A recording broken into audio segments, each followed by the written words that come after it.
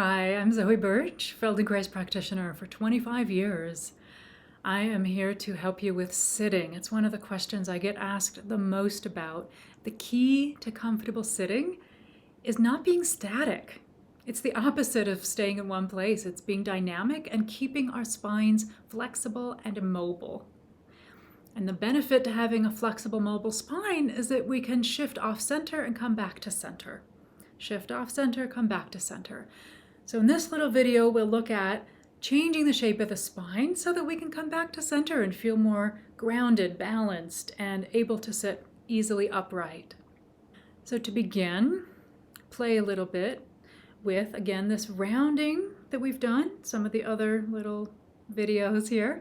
One hand on the chest, one hand on the lower belly, right below the belly buttons. Your thumb is about at the height of the belly button. And you round, and you'll notice you need to be right at the edge of your chair for this. If your thighs are too much on the chair, they get in the way of the rounding. So make sure your sit bones are perched at the edge of your chair. And you'll notice I'm facing my face about 45 degrees down and coming back. And the hands are just here as markers, so you can actually tell what you're doing. If the hands get closer together, you are rounding. And make sure as you round, you don't get to a certain relationship and then just drop the head down and try to round more by dropping the head and straining the neck. That's not necessary and not very fun either. So keep your head and pelvis in a uniform relationship as you round the spine. And just feel what that's like. A little rounding. When you get the sense of it, drop your hands.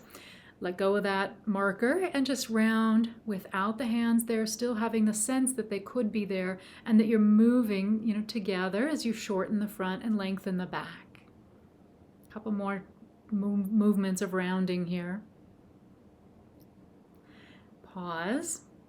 Now here's an interesting thing. What we're going to do is scoot to the edge of the chair and let your sit bone hang off the edge of the chair. Let's start with the left sit bone on, the right sit bone off. So you hang your right sit bone in space, truly in space, and you'll see why here. We're going to sink the right sit bone toward the floor. Sink it down, down, down, down, and then bring it back up to its starting altitude.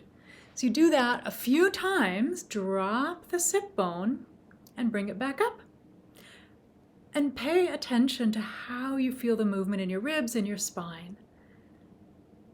And I won't do it too many times because you don't need to look at me even, because it's really how you feel it in your own spine. The important thing is your kinesthetic awareness, not mine, but yours. So what do you sense in your ribs? Do they fold or do they stay static? In other words, is the movement just in your waist or do you feel it higher up? And try it a few times. Drop the sit bone and bring it back up. Drop the sit bone toward the floor and bring it back up. Pause. Scoot squarely to sit on your chair. Feel the two sides now. Notice if one side feels longer or shorter, just with that little experiment. Come back to that very same position. So the same right sit bone hanging off the edge of your chair. And this time bring your hand up to your head. Right hand on the tippy top of the head. And drop the sit bone and notice where your elbow goes and come back. And just do that a few times. Drop the sit bone. You'll notice my elbow goes toward the ceiling and feel if that's true for you. What do you do? How do you do it? Elbow and coming back. Can you feel the distance between your right elbow and your right sit bone is increasing? So the elbow goes up, the sit bone goes down, and you come back.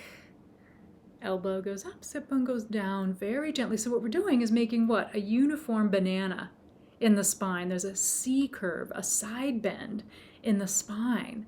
Can you feel that? As your right ribs actually go further to the right, you make a C shape in your spine from the base of your skull all the way down to the base of your spine. Can you imagine that? Sense it, feel it, get the image in your mind's eye and match the image with the actual kinesthetic quality of the movement. Right? The feeling of the spine matches the image of the rounding C shape. That's it. So you do a few movements like that, come back and sit square on your chair one more time. come back now to rounding the back and come back up. You can put your hands on your chest and your belly if that's easy to feel, so that oh, here's my rounding, it's different. Anytime we improve one plane in the spine, another plane will also improve. So now we're coming back to rounding after having done some side bending. Make a few movements like that. And then scoot to the other side of your chair. Drop the left sit bone and come up. Drop the left sit bone and come up. How is that for you? Is it just as easy as the other side, or is there some little brain fog that doesn't quite know what to do?